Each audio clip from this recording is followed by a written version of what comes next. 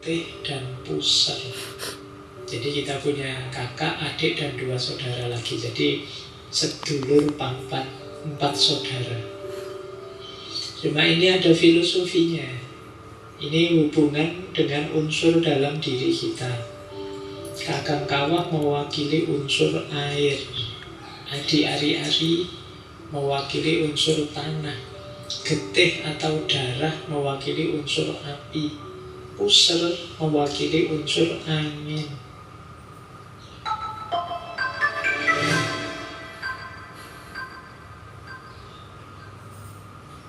Baik, kita lanjutkan.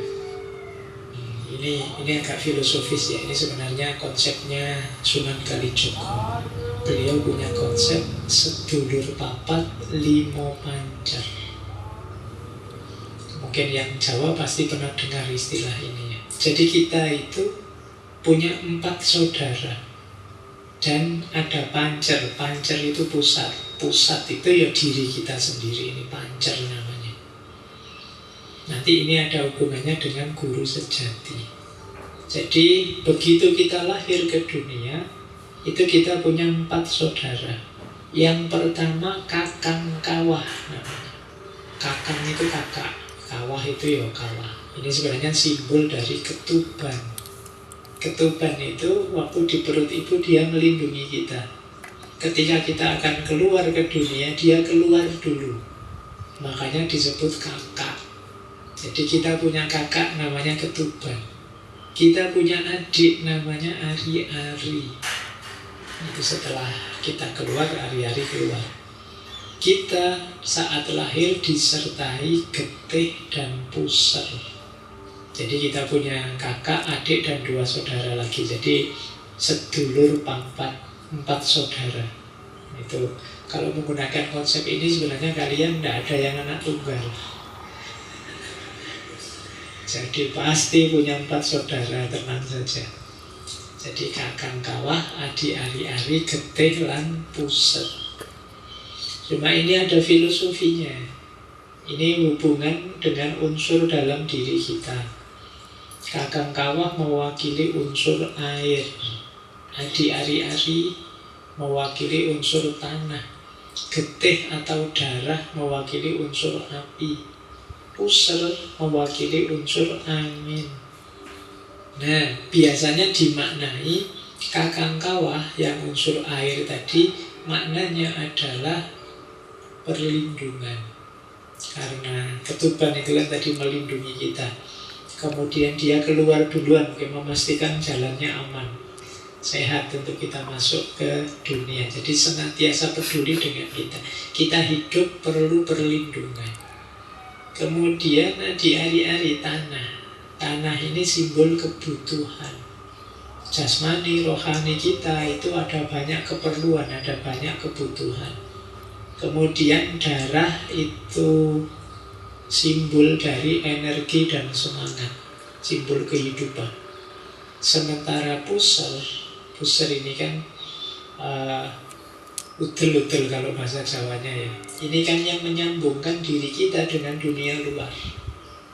Jadi puser ini yang langsung berhadapan dengan dunia di luar diri. Ini simbol ikatan dan hubungan, simbol koneksi. Nah nanti kalau dikaitkan dengan unsur dalam diri kita, kakang kawah, ketuban, air yang bermakna perlindungan itu mewakili unsur insting, naluri atau fitrah dalam diri kita. Sementara ari-ari yang mewakili unsur tanah yang bermakna kebutuhan hidup itu mewakili unsur tubuh fisik ini, jasmania. Getih, api yang bermakna sumber energi dan semangat itu mewakili unsur akal dan emosi kita. Puser tadi yang bermakna ikatan hubungan ya menyimbolkan hubungan kita dengan Tuhan, dengan sesama, dengan manusia. Dalam hidup ini kita perlu 4-4-nya, harus selalu ada. Jadi karena salah satu tidak ada, hidup kita tidak akan seimbang. Jadi jangan main-main dengan 4 saudara kita ini. Kalau ada salah satu yang kita terlantarkan, hidupmu tidak akan bahagia. menelantarkan insting, naluri, fitrah, sulit bahagia. Pak, saya tidak akan nikah Pak, sampai besok nikah itu fitrah, insting. Tidak sekedar kalkulasi rasional. Kalau kamu tinggalkan mungkin ada yang kosong, ada yang hilang. Ada keseimbangan yang lepas dalam hidup. Kebutuhan jasmani, saya tidak akan makan Pak, saya mau hidup ini tirakat full 24 jam puasa, tidak mungkin. Mesti tidak seimbang hidupmu. Atau tidak perlu lah Pak pakai akal, pakai emosi, itu sudahlah, saya ingin hidup itu spiritual full, itu juga akan membuatmu tidak seimbang. Termasuk kalau hubunganmu dengan Tuhan, dengan Allah, hubunganmu dengan sesamamu, dan hubunganmu dengan alam rusak, hidupmu juga tidak akan bahagia. Maka jangan main-main dengan sedulur papat ini. Dia akan jadi tiang yang menopangmu dalam hidup. Dialah yang mendukung limo pancer. Yang kelima, bagian pancer. Pancer itu bagian pusat diri kita. Nah, kalau sedulur papat tadi hidup harmonis, imbang, cukup, maka pancer akan tenang. Pancer akan mutmainah. Kalau pancernya mutmainah, guru sejati akan hadir, bisa membimbing. Karena di situ batin kita jernih. Ya, jadi ini hubungan antara guru sejati dengan diri kita sebenarnya, yang oleh Kanjeng Sunan Kalijogo disimbolkan dengan sedulur papat, limo pancer. Ya, ini simba-simba kita mikirnya sampai sedalam ini tentang diri kita. Yuk kita lanjutkan. Sekarang fungsinya guru sejati itu apa sih? Tadi kan kita sudah kenal apa itu guru sejati, kemudian hubungannya apa dengan hati nurani. Gunanya apa sih Pak guru sejati itu? Yang pertama, menuntun kepada kebenaran yang sejati. Kalau kita pergi keluar, kebenarannya ya kebenaran yang berjarak. Kebenaran yang kalau dalam epistemologi ya, kebenaran yang validitasnya paling tinggi itu kebenaran yang diperoleh melalui pengalaman langsung, adanya dalam diri kita. Saya kasih contoh ya, misalnya, menurutmu kopi ini manis enggak? Terus kamu diberitahu oleh takmir, Pak Faiz itu selalu minumnya kopi yang manis. Tapi kan kamu hanya diberitahu manisnya kopi ini dari informasinya takmir. Nah, untuk tahu pastinya gimana, kamu minum saja kopi ini. Bismillah ya. Setelah minum kamu merasakan kan, iya Pak, memang manis sekali kopinya. Nah, pengetahuan ini kan hadirnya di dalam, tidak di luar. Saya tidak baca buku tentang teori bikin kopi, juga tidak diberitahu oleh yang bikin kopi. Langsung saya minum. Pengetahuannya jauh lebih valid dibandingkan kalau saya hanya mencari keluar. Kalau dalam bahasa epistemologi namanya knowledge by acquaintance. Inilah kenapa dulu Imam Ghazali memutuskan bahwa pengetahuan paling valid itu adanya di tasawuf. Kenapa? Karena tasawuf itu olah batin, sisi dalam diri kita. Kedekatan dengan Tuhan itu melalui rasa, tidak melalui kitab, tidak melalui ceramah. Dijalani, dirasakan langsung. Validitasnya menurut Imam Ghazali paling tinggi. Panca indera bisa salah, akal juga bisa keliru, tapi begitu ngalami sendiri langsung, kita bantahnya sulit. Begitu saya bilang, Pak Faiz tahu dari mana kok kopinya pahit? Saya minum langsung. Kamu bantahi susah kan? Tapi kalau saya cuma bilang, kata takmirnya begitu. Oh, cuma kata takmir, wah masuk. Kalau nggak terlalu manis gimana? Kalau takmirnya salah gimana sih? Tapi begitu saya bilang, saya ngalami langsung kok, kita bantahi susah. Minggu lalu kebas, kemarin kesemutan, hari ini nyari seperti ditusuk. gejalaku balik lagi. Minum Neurobion Forte dengan 3 vitamin B bantu perbaiki kerusakan saraf dari sumbernya. Gejala nggak kambuh lagi. Yakin dengan Neurobion Forte. Rak penyimpanan gantungan baju ini bikin semuanya tertata rapi, ringan, mudah dipasang, dan hemat tempat. Cocok buat di lemari atau di belakang pintu. Kayak gini. Tampilannya juga minimalis dan simpel banget. Yuk buruan deh cek produknya sekarang.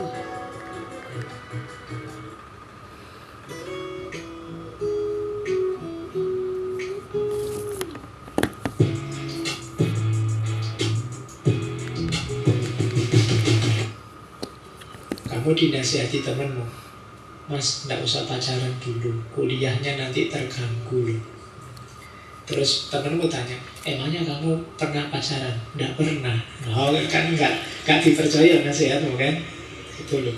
Tapi kalau yang nasihatnya, emangnya kamu pernah? Iya, saya ngalamin sendiri. Saya kuliah terus pacaran sampai semester 14 sudah lulus saya. Nah, temenmu percaya kenapa? Kamu ngalami langsung.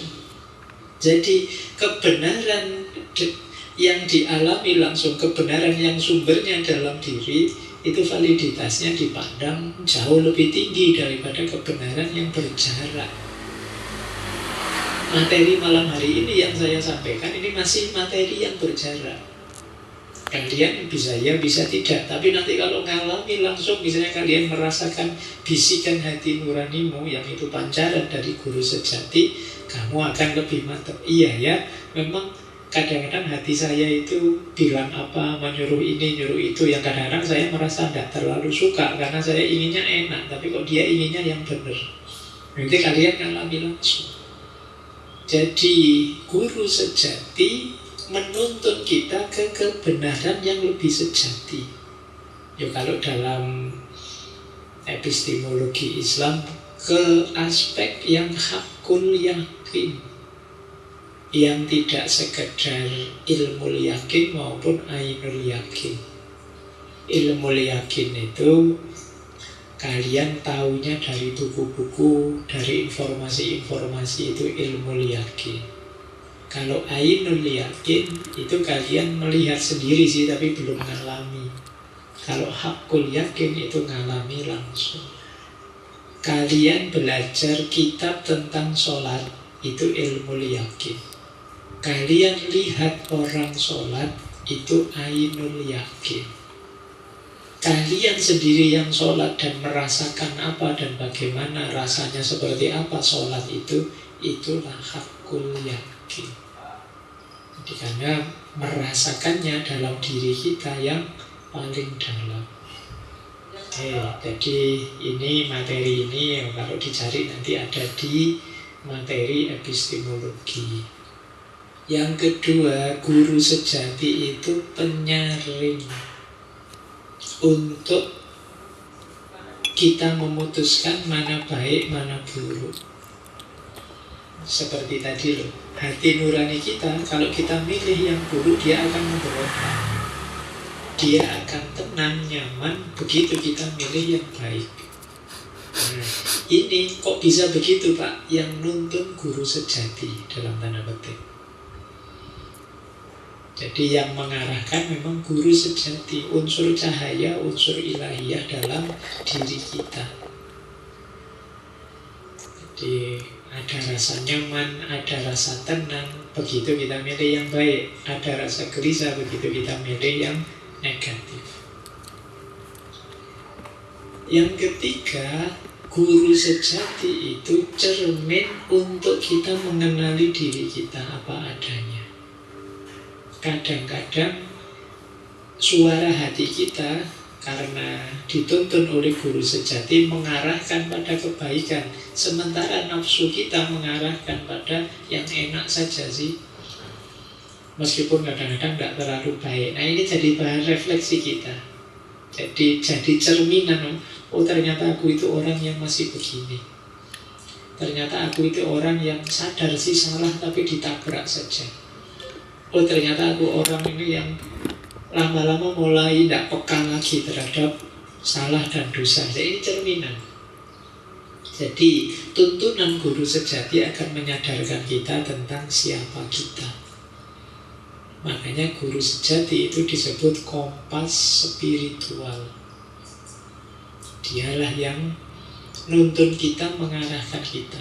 Tapi namanya kompas itu kadang-kadang kita kalah oleh nafsu kita, kalah oleh bisikan setan kita. Yang di situ kemudian fungsi cermin kembali main. Iya ya, aku itu ternyata tidak sejernih itu, tidak sehebat itu cerminnya main. Jadi ada 4 fungsi yang dimainkan oleh guru sejati. Yang pertama penuntun, yang kedua penyaring, yang ketiga cermin, dan yang keempat kompas spiritual. Yuk, kita lanjutkan. Nah, bagaimana Pak kemudian menemukan atau membangkitkan guru sejati dalam diri kita? Apa yang harus kita lakukan? Ya, dalam filsafat Jawa secara umum jalannya 3. Yang pertama menyucikan hati, tazkiyatun nafas. Yang kedua laku prihatin atau tirakat. Yang ketiga olah rasa. Nanti kita jelaskan sendiri olah rasa ini. Tazkiyatun nafas berarti membersihkan hati dari sifat-sifat negatif, iri, dengki, benci, keterikatan. Ayo kita bersihkan. Karena kalau masih diwarnai ini, sulit kita memahami sesuatu secara jernih. Sulit kita bisa menuruti hati nurani. Orang yang benci sekali misalnya, orang yang benci sekali kacamatanya kacamata kebencian. Cara pandang, perilaku, kata-kata ya disetir, diarahkan hanya oleh kebenciannya. Orang yang iri juga begitu, disetir oleh rasa irinya. Orang yang dengki, orang yang sombong dan lain sebagainya seperti itu. Maka ini perlu dibersihkan. Karena karakter negatif tadi jadi titik gelap dalam hati nurani. Kalau dia jadi titik gelap, ya dia tidak bisa nanti pada akhirnya memantulkan suara dari guru sejati. Jadi memantulkan cahaya ilahi dalam dirimu. Jalan pertama tazkiyatun nafas. Kalau istilahnya tasawuf, takholli, bersihkan diri dulu ya. Caranya gimana Pak? Ya tobat. Yang salah-salah direvisi, yang keliru-keliru diluruskan. Jalan kedua tirakat atau prihatin. Orang Jawa kadang menyebutnya toko. Apa isinya? Mengendalikan diri, melatih kesabaran, menjaga hati dari godaan dunia, ini prihatin. Puasa, mengurangi makan, mengurangi tidur, dilaku prihatin. Bukan berarti karena tidak mampu, ya karena memang ingin melatih diri. Alhamdulillah kan kalian kadang-kadang kan sudah tirakat karena memang tidak punya saja. Tidak apa-apa kan, sekalian tirakat sudah, sekalian prihatin. Pak saya itu uang saya kadang cukup, kadang tidak sampai akhir bulan. Ya sudah, nawa itulah sekalian tirakat sudah dalam hidup. So pengerti nanti sakti ya. Jadi ya memang ini jadi salah satu jalan. Untuk apa? Melatih pengendalian diri, kita perlu banyak latihan tirakat. Tidur itu enak, tapi kalau kalian bisa mengendalikan waktu tidurmu, akan lebih membahagiakan. Makan itu enak, tapi kalau kamu bisa ngerem hasratmu untuk makan, apalagi makan berlebihan, maka hidupmu akan jauh lebih terkontrol, dan keterkontrolan itu akan membuatmu jauh lebih bahagia. Itu kan rahasianya. Kenapa sih Rasulullah itu bilang makan saat lapar, berhenti sebelum kenyang. Dalam rumus makan ketika lapar dan berhenti sebelum kenyang itu ada unsur tirakatnya, ada unsur pengendalian diri. Dan jadi sekedar makan pun Rasulullah mengajarkannya ada unsur pengendalian diri, kontrol dirinya. Bukan sekedar masalah kesehatannya, ya pasti itu menyehatkan, tapi di situ kita belajar ngontrol diri kita. Biasanya kan makan itu, kalau apalagi makanannya enak, itu harus kita sakpol-pole. Jangankan sebelum kenyang, kalau kita kekenyangan pun ayo.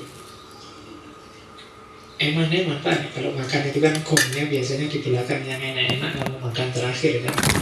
Justru itu disuruh berhenti, oh itu ganjil sekali itu. Tapi kalau kamu mampu seperti ini luar biasa. Jadi daya tirakat, daya prihatin. Buahnya apa Pak? Pengendalian diri. Kan aku udah rajin ngejaga gigi aku supaya gak berlubang. Tapi aku juga punya gigi sensitif. Saran saya, lindungi keduanya. Saya rekomendasikan produk Sensodyne cegah gigi berlubang dan sensitif. Pakai Sensodyne, tidak usah kompromi. ABC, dengan saya kedelai berminyak, hasilkan kecap manis gurih, jelas nikmatnya.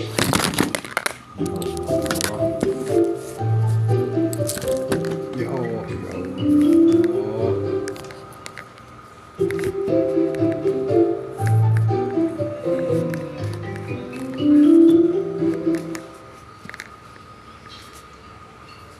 Baik ya, jadi ini rumus menemukan guru sejati, menyucikan hati dan laku prihatin.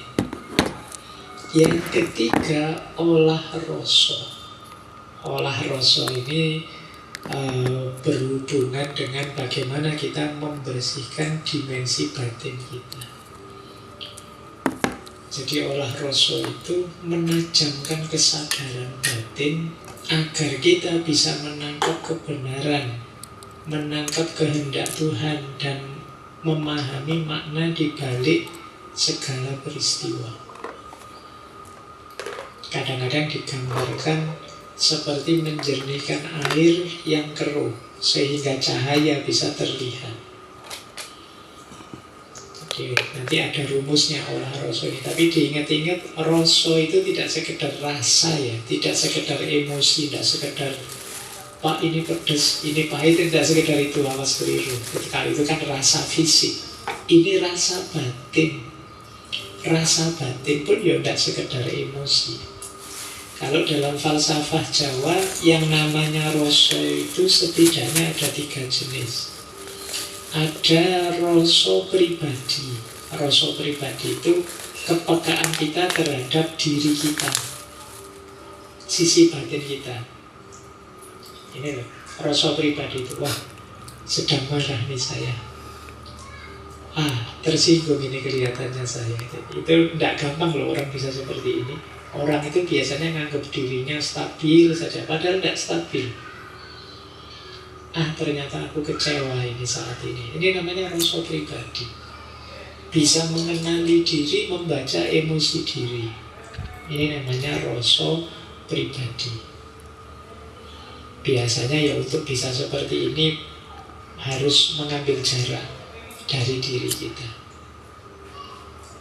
Kalian mengamati dirimu yang sedang marah, mengamati dirimu yang sedang kecewa, mengamati dirimu yang sedang gelisah. Ini namanya rasa pribadi. Boleh dicoba ya nanti.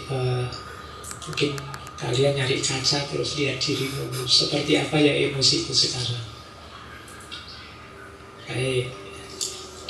Saya pernah baca, lupa di mana, tapi coba latihan mengambil jarak dengan dirimu itu dengan cara memanggil namamu sendiri.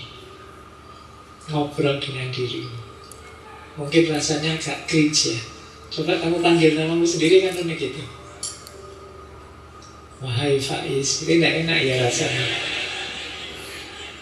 Tapi kalau kamu mampu begitu, kamu sudah bisa ngobrol dengan dirimu. Jadi kamu bisa mengambil jarak dari dirimu.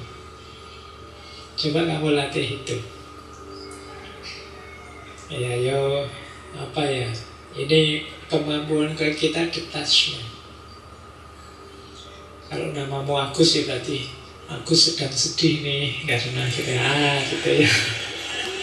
Jadi kan itu namanya kamu sedang mengambil jarak dari dirimu. Jadi kamu membahas yang dibahas dirimu sendiri.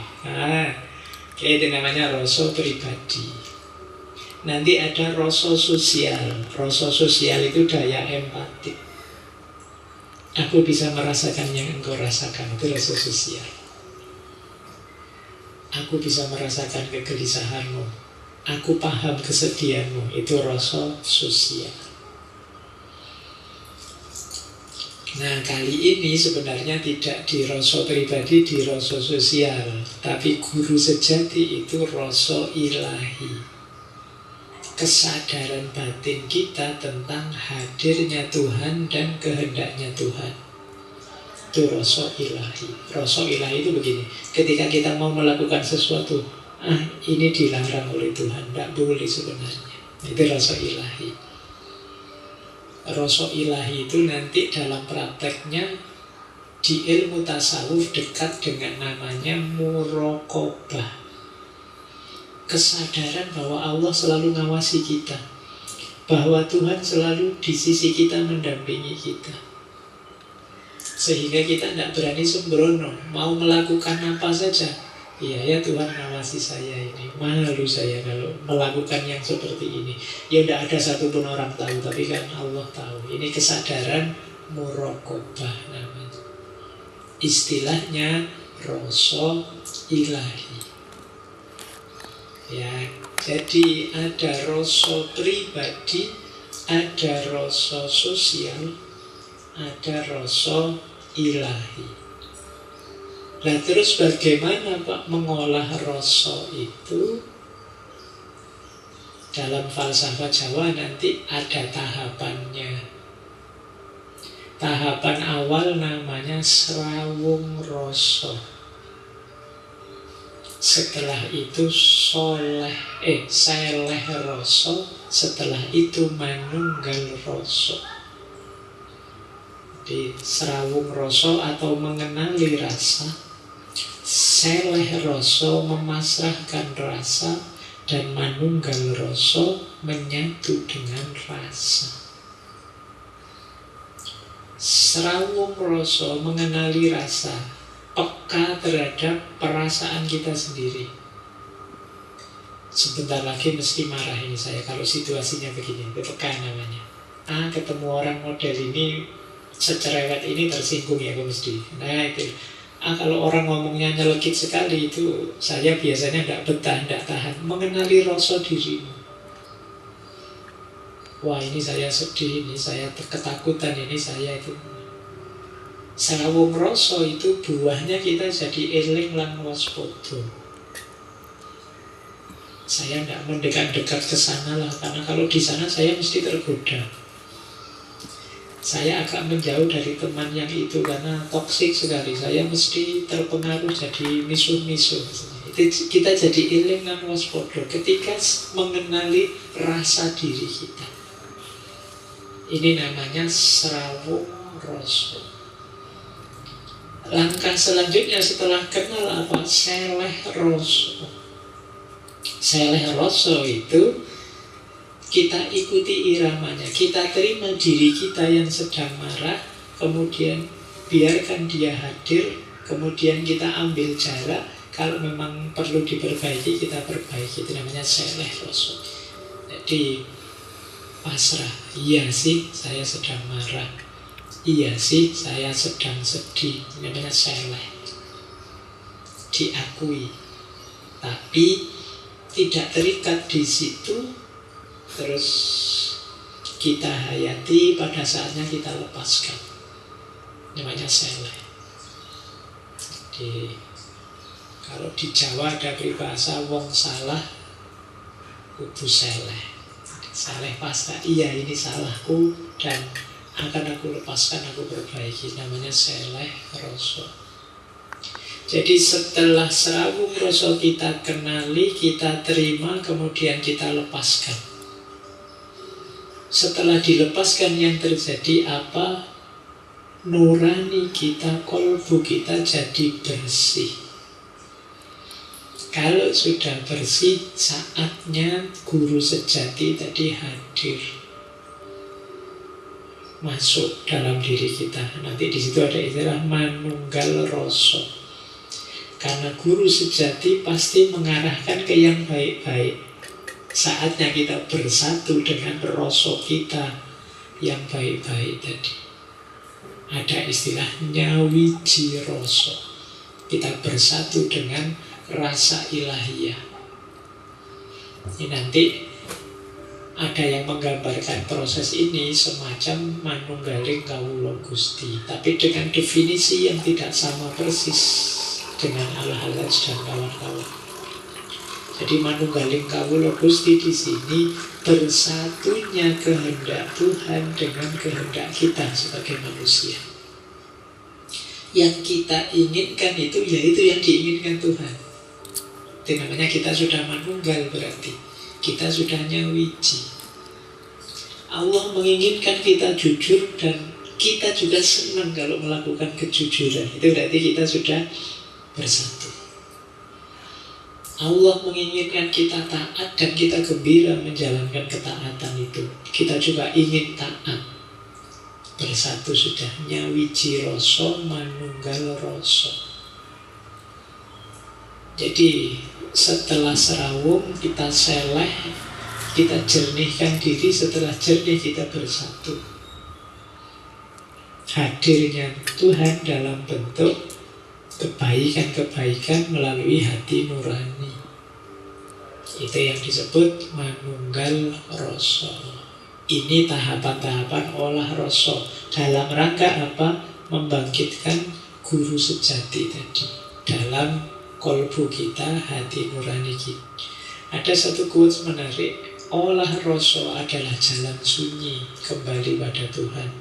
Ia tidak butuh kata-kata banyak, tidak butuh keramaian, hanya kesungguhan dan keheningan batin.